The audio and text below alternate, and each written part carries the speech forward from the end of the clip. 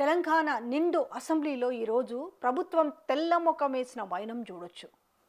ఏదైతే ప్రతిపక్షం ఈరోజు మాట్లాడుతుందో దానికి గాను వాళ్ళ దగ్గర ఒక్క సమాధానం లేక సభను తప్పుదోవ పట్టించే విధంగా ఎంత ప్రయత్నం చేసిరో చూడొచ్చు. ఒక్కసారి అంటే ఇక్కడ సవాల్ విసిరిండు బీఆర్ఎస్ వర్కింగ్ ప్రెసిడెంట్, ఒక సవాల్ విసిరిండు. ఏ విషయంలో 52,000 కోట్లు మహిళలకు వడ్డీ లేని రుణాలు ఇచ్చినామని చెప్పిన మాటలకు గాను మీరు గనక ఆ వడ్డీ లేని రుణాలు కనుక ఇస్తే ఆర్డర్ కాపీ ఏదో చూపించండి, మీరు కనుక ఈ 57,000 కోట్లు మహిళలకు కనుక వడ్డీ లేని రుణాలు ఇస్తే నేను రాజీనామా చేస్తా, ఏది మీరు ఇచ్చినట్టుగా, మీరు కనుక ఇచ్చింది ప్రూవ్ అయితే, ఇవ్వకపోతే మీరు చేయాలా, ఇస్తే నేను చేస్తా అన్నదానికి 57,000 కోట్ల వడ్డీ లేని రుణాలు ఇచ్చామని ఆన్ రికార్డ్ ఇప్పుడు డిప్యూటీ సీఎం చెప్పారు. Sir, I challenge the honourable deputy CM. ఆయన చెప్పిన మాట వాస్తవం అయితే, 57,000 కోట్ల వడ్డీ లేని రుణాలు ఇచ్చిన మాట వాస్తవం అయితే ఆర్డర్ కాపీ చూపెట్టమనండి. ఇక్కడే రాజీనామా చేసి నేను శాశ్వతంగా, లేదంటే వారు రాజీనామా చేయాల్సింది. తప్పుడు ప్రచారం చేసినందుకు, సభను తప్పుదోవ పట్టించినందుకు వారు రాజీనామా చేయాలి. ఎక్కడిచ్చారు అధ్యక్ష 57,000 కోట్ల వడ్డీ లేని రుణాలు? సో ఇమీడియట్లీ మంత్రి సీతక్క లేచి దానికి సంబంధించి ఏందో సభను డైవర్షన్ చేయడానికి మాట్లాడిన మాటలు తప్ప 54,000 కోట్ల రూపాయలు ఇప్పటి వరకు ఇచ్చినాం.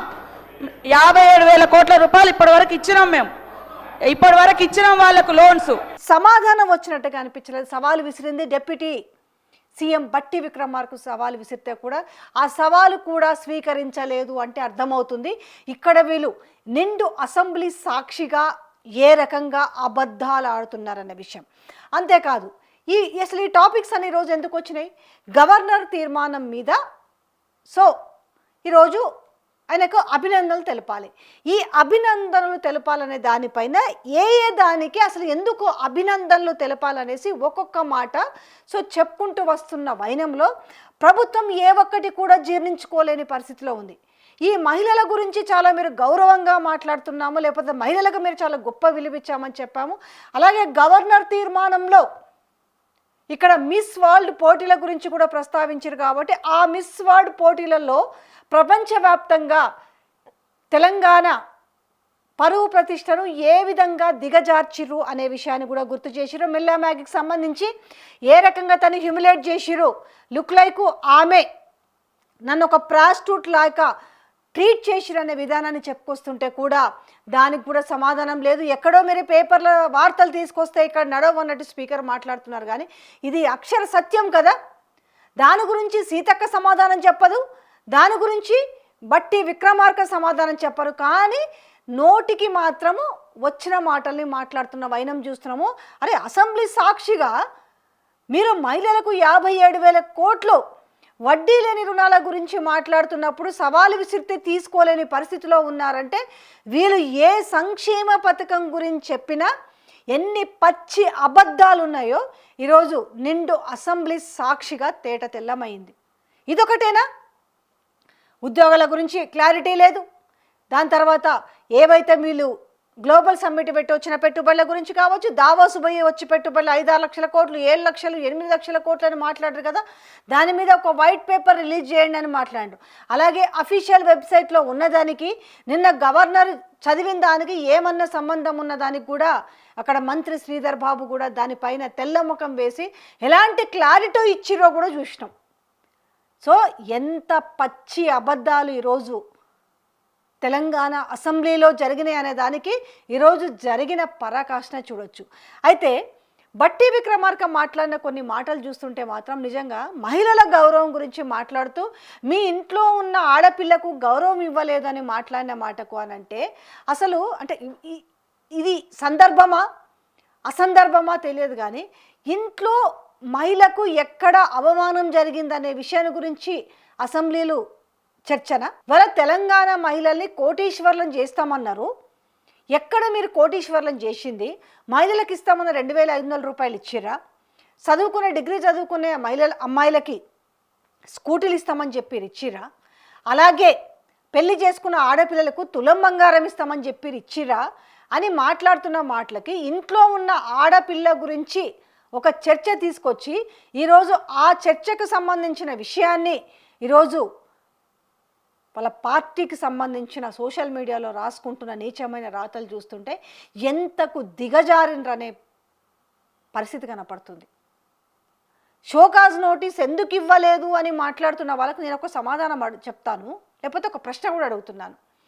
పార్టీలో ఉన్న సీనియర్ లీడర్లని, అంటే తన తండ్రి వయసు ఉన్న వాళ్ళని, లేకపోతే తన తండ్రి కంటే వయసులో పెద్దవాళ్ళు ఉన్న వాళ్ళని పుచ్చబలిగిపోతుంది, లిల్లీ పుట్టు, వాడు వీడు అని మాట్లాడినప్పుడు షోకాజ్ నోటీసులు ఇచ్చి దీనికి వివరణ ఇయ్యమని అడుగుతారా, లేకపోతే సస్పెండ్ చేస్తారా? ఈ మాత్రం కూడా కామన్ సెన్స్ లేకుండా ఇలా బిహేవ్ చేస్తున్న సోషల్ మీడియాని చూస్తే నవ్వాలను ఏడవాళ్ళను అర్థం కాని పరిస్థితి.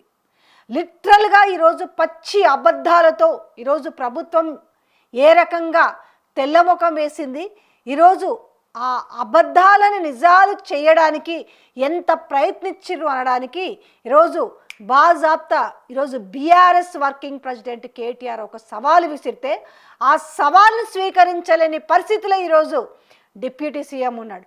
ఎస్, నేను ఈ సవాలుకి సిద్ధమేనని అక్కడున్న ఏ ఒక్క మంత్రి కానీ లేక ముఖ్యమంత్రి కానీ ఎవరైనా ఆ సవాలు స్వీకరించిర్రా అంటే సవాలు స్వీకరించలేదంటేనే అర్థమైంది కదా, ఓహో మేం చెప్పినవి అబద్ధాలే అనేసి.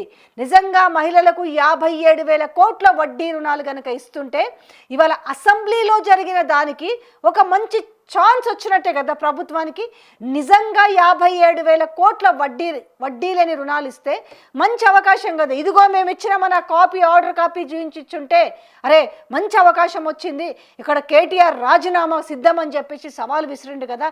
ఈ సవాలు మనం స్వీకరించి మనం నిరూపిద్దామని నిరూపించకుండా ఆ సబ్జెక్ట్ని కాస్త పక్కదారి పట్టిస్తూ ఏమన్నారు, మీరా మహిళల గురించి గౌరవంగా మాట్లాడేది, మహిళల గురించి ఏమాత్రం గౌరవం ఇచ్చిరో మేమేమిచ్చినామని చెప్తూ ఆనాడు తెలంగాణ ఇచ్చిన దానికి మా పోరాటానికి ఫలితంగా ఆనాడు సోనియా గాంధీ తెలంగాణ ఇచ్చింది అన్న ఒక దాంతోటే మేము ఆమెను అభినందించినాము, ఆమెను మేము బలిదేవత అనలేదు మీలాగన్న మాట కూడా చెప్పిండ్రు. తెలంగాణ రాష్ట్రం ఏర్పడ్డ తర్వాత ఆనాటి ముఖ్యమంత్రిగా కేసీఆర్ గారు సోనియా గాంధీ గారికి మొదటి సమావేశాలను ధన్యవాదాలు చెప్పారు. మాకు గౌరవం ఉంది కాబట్టి ధన్యవాదాలు చెప్పాం. గౌరవం లేకపోతే మేము కూడా వేరే వాళ్ళలాగా బలిదేవత అనేటోళ్ళం మేము అనలేదు అధ్యక్ష. అంతేకాకుండా మీలాగా మహిళా మంత్రి ఇంటికి పోలీసు వాళ్ళని పంపించలేదు అన్న మాటలు కూడా చెప్పిండ్రు. అధ్యక్ష, ఇవాళ మహిళా మంత్రుల మీద వారి ఇంటి మీదకి పోలీసులు ఎవరు పంపుతున్నారు అధ్యక్ష? ఈ రాష్ట్రంలో హోంమంత్రి ఎవరు? తుపాకీ తలకు పెట్టారని చెప్పి వారి ఓఎస్డీని ఇబ్బంది పెట్టింది ఎవరు? చివరికి ఆ మంత్రి గారు ఉన్నదే మాట్లాడుతున్నా, హోమ్ డిపార్ట్మెంట్ లేదా ఇంట్లో. సో ఇట్లా చాలా ఉదాహరణలు ఉన్నాయి. అంటే ఒక సబ్జెక్ట్ని పక్కదోవ దారి పట్టించడానికి ఈరోజు వాళ్ళు చేసిన తప్పులు ఎంత అడ్డంగా దొరికిరంటే ఇలా అసెంబ్లీలో అంత అడ్డంగా దొరికిరు. ఒక్కసారి కేటీఆర్ ఏం మాట్లాడిందో చూడండి, దానికి సమాధానంగా సీతక్క ఏం మాట్లాడిందో చూడండి, దానికి సమాధానంగా అలాగే బట్టి విక్రమార్క ఏం మాట్లాడారో చూస్తే మీకు అర్థమవుతుంది ఈరోజు అసెంబ్లీలో ఏం జరిగింది అని చెప్పేసి.